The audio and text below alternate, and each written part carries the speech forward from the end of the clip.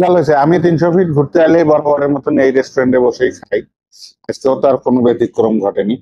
তো আজকে যা স্বাদ হয়েছে মাংসটা অন্যান্য দিনের তুলনায় অনেক অনেক স্বাদ। এত স্বাদ কিন্তু অন্যান্য দিন 6 পিস দেয়, আজকে মেবি মাংস 7 পিস দিয়েছে।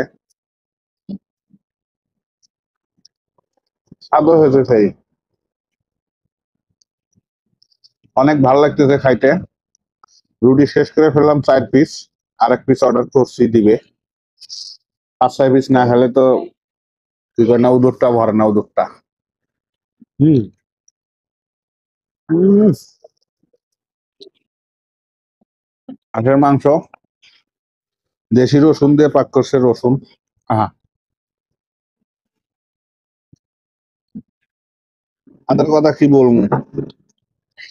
বেশি স্বাদ লাগে, খালি খাইতে ইচ্ছে করে। খাইতে খাইতে এদিকে ভুঁড়ি তো সামনের দিকে অনেক এগিয়ে গেছে।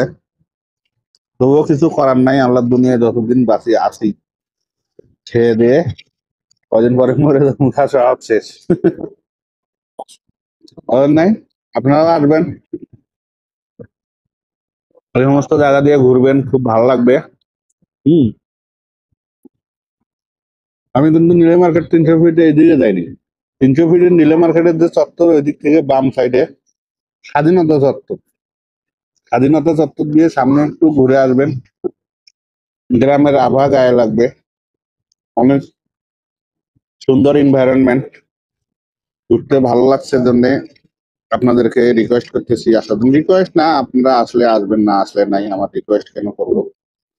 যে ভ্রমণ প্রিয়াসী মানুষ, এদিকে আসলে অবশ্যই অবশ্যই ভালো লাগবে।